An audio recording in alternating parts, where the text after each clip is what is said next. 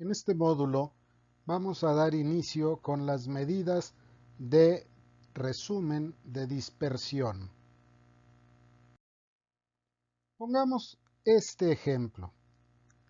Existen dos métodos para llevar a cabo las mediciones de colesterol a nivel sanguíneo: la de autoanalizador y el método microenzimático. Si ustedes llevan a cabo las medidas de tendencia central que hemos visto en los videos previos, van a encontrar que el valor de la media va a ser el mismo. Sin embargo, hay una situación muy interesante que podemos observar mediante una gráfica.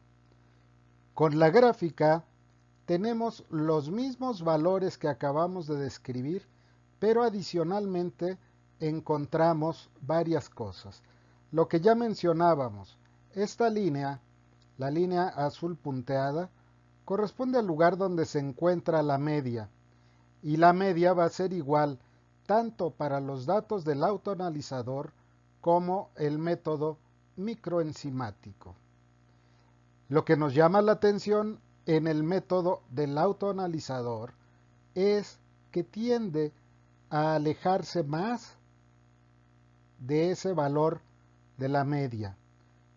En cambio, los valores que encontramos en el método microenzimático tienden a estar más cerca de lo que corresponde a la media. Precisamente este es el tema fundamental que tocamos en este video: la variabilidad. Y no solamente en este video hay que darle importancia, sino que la variabilidad en estadística es de los aspectos fundamentales para entender la significancia estadística. Que nos sirva entonces de ejemplo ahorita acordarnos de los datos que hemos visto aquí. La primera medida que encontramos de dispersión es el rango. El rango es la diferencia entre el valor máximo y el valor mínimo. Es desde luego muy fácil de utilizar, sin embargo es de poca utilidad. Aunque aquí ya nos permite ver varias cosas. El rango en el método del autoanalizador es mayor que el del método microenzimático. Esto por sí solo, si tuviéramos la certeza de que parten de una distribución normal, nos estaría ya diciendo que hay una mayor variabilidad en el autoanalizador. Sin embargo, recordemos que hay muchas medidas de resumen que son sensibles a los valores extremos, y este es el caso del rango. Por lo tanto, aunque aquí nos permite darnos una idea, no le podemos dar todo el valor que quisiéramos. En cambio, tenemos dos medidas que corresponden a las verdaderamente útiles de medidas de dispersión. Estamos hablando de la varianza y de la desviación estándar. La desviación estándar de un conjunto de valores muestrales es la medida de variación de los valores con respecto a la media. Llama la atención que hay una fórmula para la desviación estándar o la varianza si se trata de la muestra o se trata de la población. Esto nos está indicando, por lo tanto, que hay un sesgo en este tipo de medidas. Y para corregirlo es que utilizamos este valor de n-1. En la población obviamente no lo usamos porque es el número total de elementos que están incluidos. ¿Qué nos está diciendo esta fórmula? Nos está diciendo que para obtener la varianza, de hecho es la primera que debemos obtener habitualmente, lo que debemos hacer es sumar la diferencia de cada uno de los valores individuales y restarle la media. Este valor lo elevamos al cuadrado y se suman todos los valores.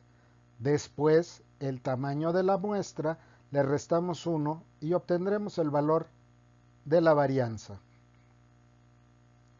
Para obtener la desviación estándar, lo único que debemos hacer es extraer la raíz cuadrada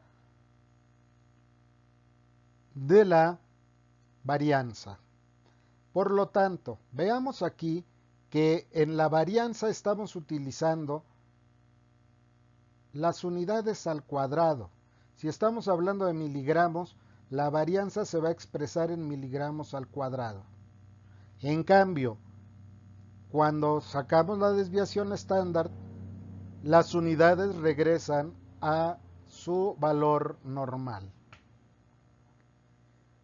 Otra cosa importante que es necesario recalcar es que todo lo que enseñamos o hacemos con la muestra lo vamos a representar con letras del alfabeto latino.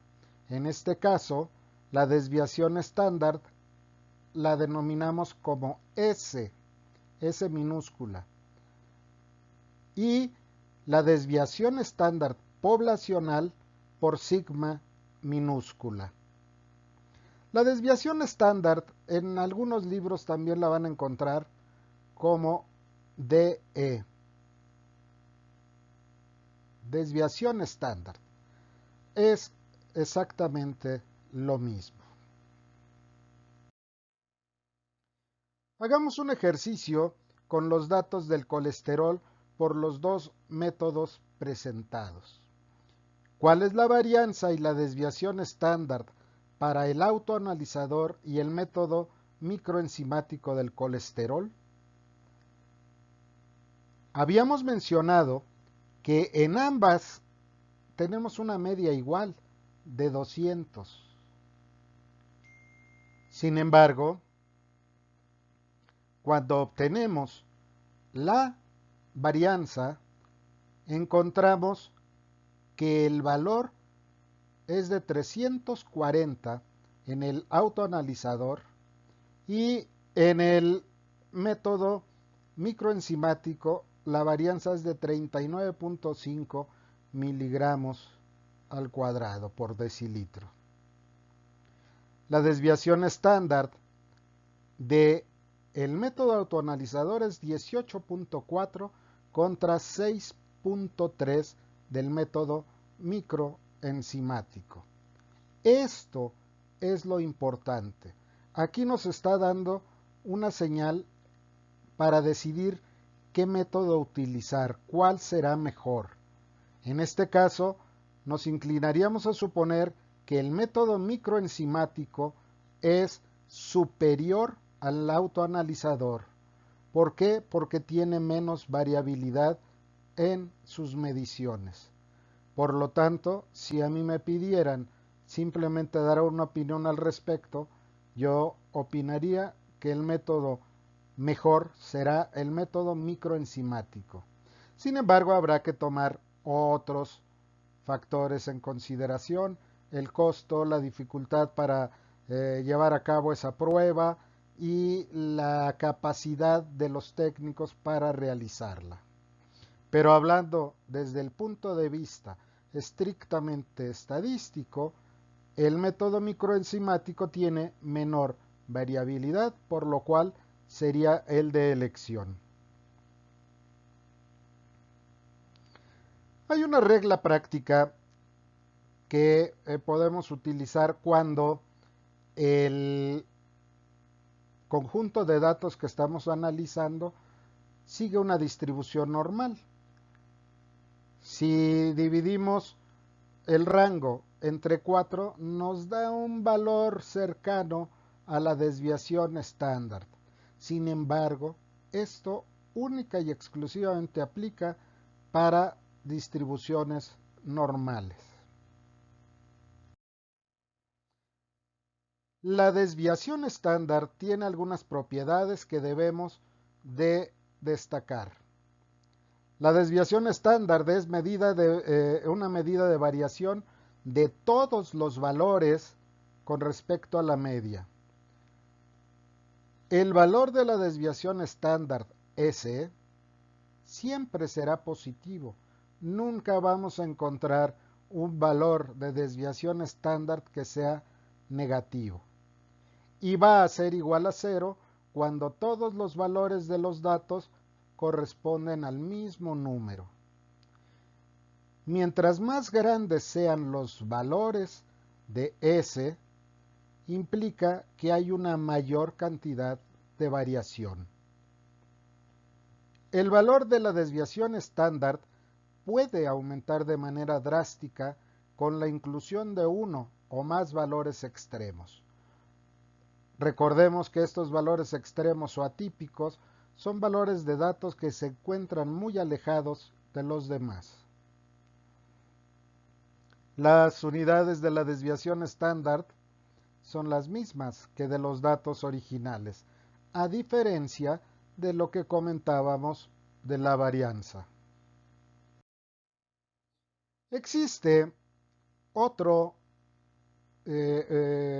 forma de llevar a cabo la medición o comparación más bien de datos. Es el coeficiente de variación. Y el coeficiente de variación implica dividir la desviación estándar entre la media y multiplicarlo por 100. Es útil cuando queremos comparar, por ejemplo, dos tipos distintos de unidades.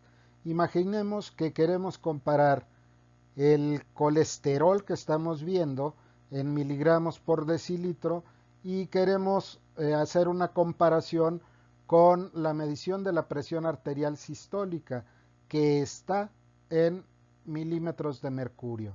Para saber cuál de los dos tiene una mayor variabilidad, habría que sacar el coeficiente de variación de ambas y el menor será el que tenga la menor cantidad de variabilidad.